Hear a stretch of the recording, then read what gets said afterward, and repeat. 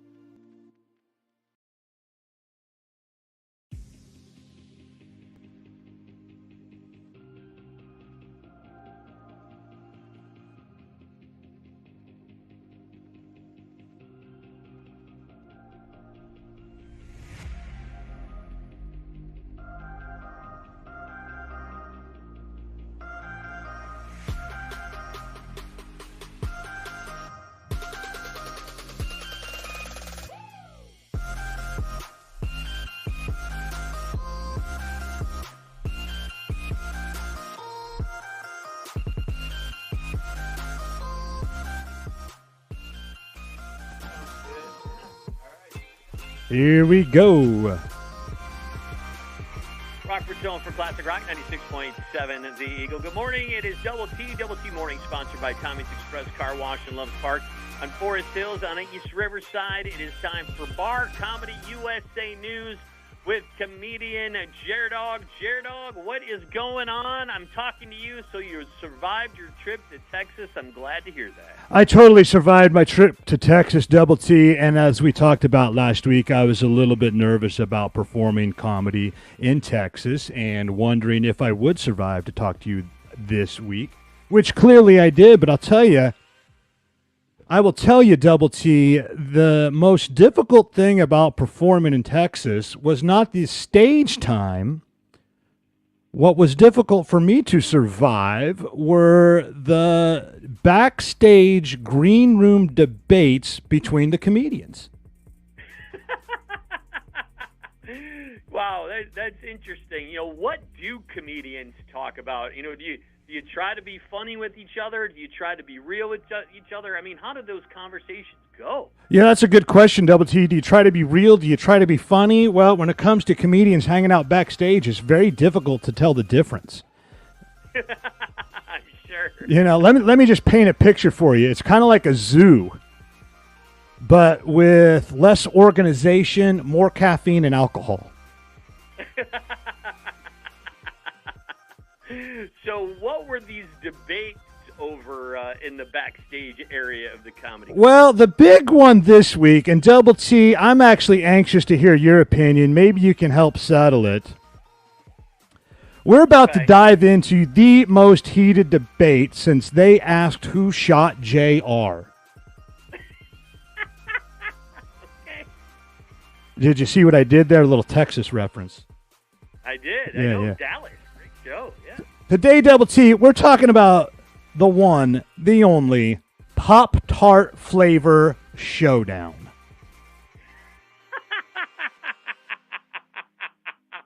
Yep. Yeah. The breakfast of champions, isn't it? It's well, Double T, you may say Pop-Tarts are the breakfast of champions, but in my household, little chocolate donuts have been on my table since I was a kid.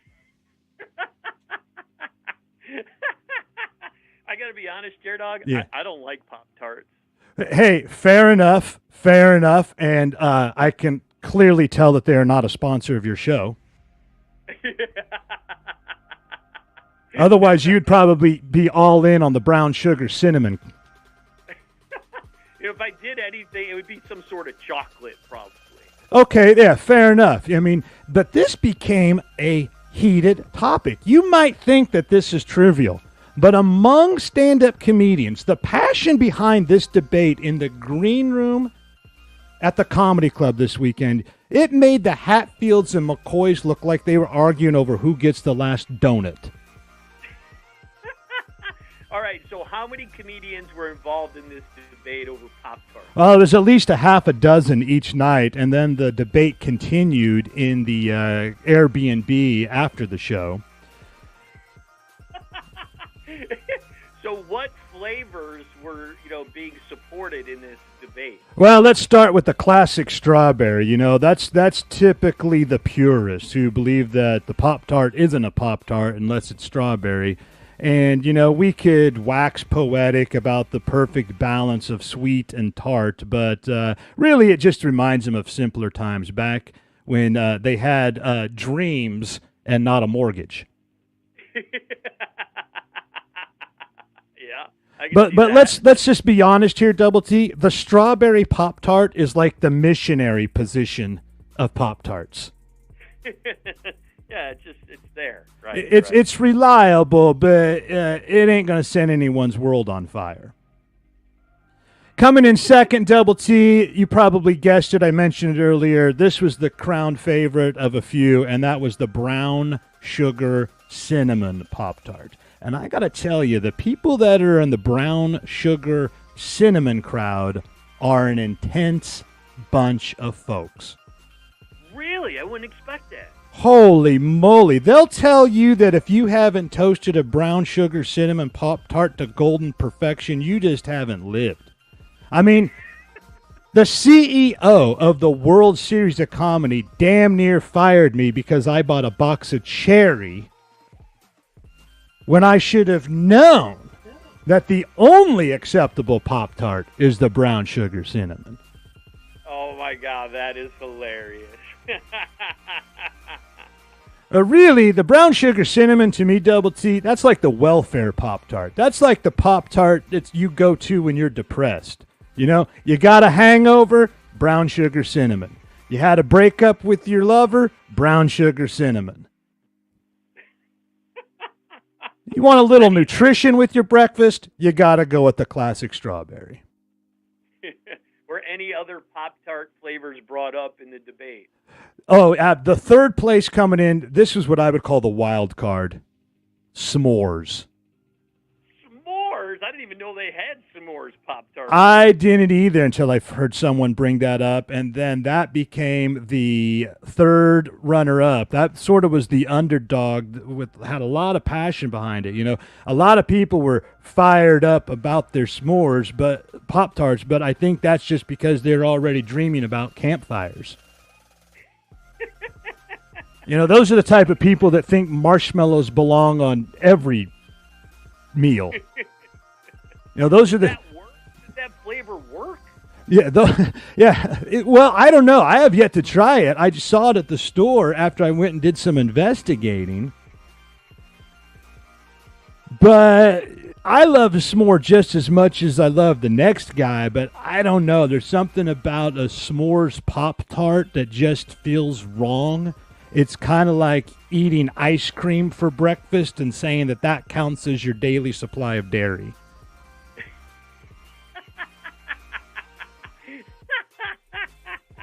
Well, Well, this sounded like it was a pretty heated battle between these Pop-Tarts. It really was. And Double T, I got to tell you, which favors the best? Hell, I don't know. It's just really all about what floats your boat. For me, the best Pop-Tart flavor is the one I'm eating at 2 a.m. when I'm too drunk to care.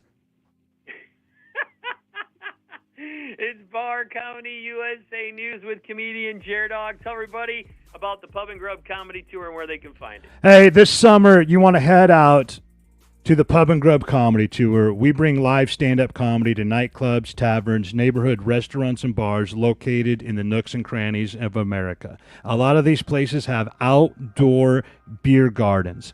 Summertime is great for that. You can get a little bit of comedy under the stars while you battle the mosquitoes and possibly enjoy a s'mores Pop-Tart straight from the campfire. Go to barcomictix.com. barcomictix.com to check out where we're coming with the Pub and Grub Comedy Tour in the coming months. Rockford's home for Classic Rock, 96.7 The Eagle. Oh, Pop-Tarts. Oh, Pop-Tarts. The old Pop-Tart debate.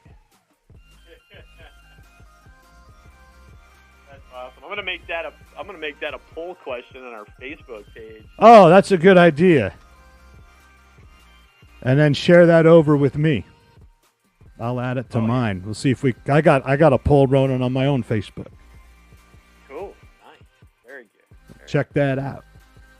Well, awesome, man. Well, have yourself a great holiday weekend. You too, Double T. And next week we'll be talking about what it's like to do comedy in outdoor venues during the summertime. Okay, cool. That sounds good. Okay. Thanks, man. Thank you. Talk to you next week. All right. Yep. Bye. That was Double T checking in with another edition of Bar Comedy USA News from 96.7 The Eagle. Stick around. I'm going to be right back. I'm going to bring up my list of the Bar Comedy USA superstars who went on the road last week with the Pub and Grub Comedy Tour all over the country. Give some shout-outs. I'll be right back. Hang on.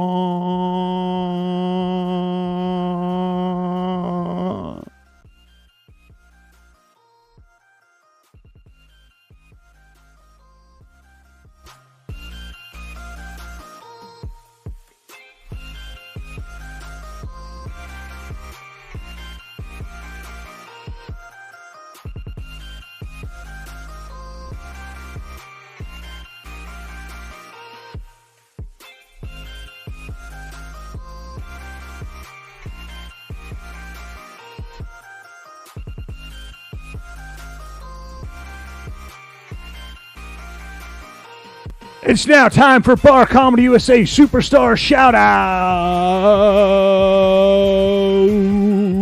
Shoutouts. Last week, killing it on the Pub and Grub Comedy Tour, we had Nathan Timmel and Larry Smith heading to the Freight House in Stillwater, Minnesota, a real cool venue.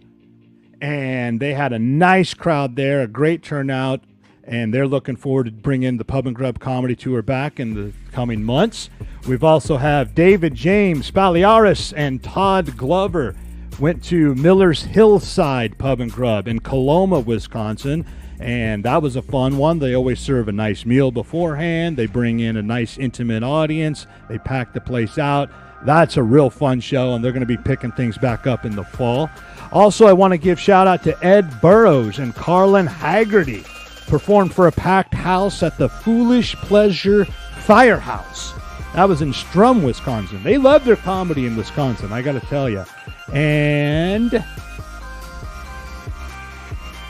then we had Billy Ray Bauer and Bill Stone. Guys, you did a great job for their first ever Pub and Grub Comedy Tour at the Kin in Kilt in Marion, Ohio. It's also a place that does axe throwing, which is a little nerve-wracking going into a venue like that when you're a comedy. Because the last thing you want to do in a venue where they do axe throwing, you don't want to tank, you don't want to bomb. Fortunately, no axes were thrown as Billy Ray and Bill Stone did an amazing job. We got a great report. They absolutely loved them, and they can't wait for the next show next month. And then at the Tap House 1637 in California, Maryland. Shout out to the folks there for bringing in a monthly comedy series with us.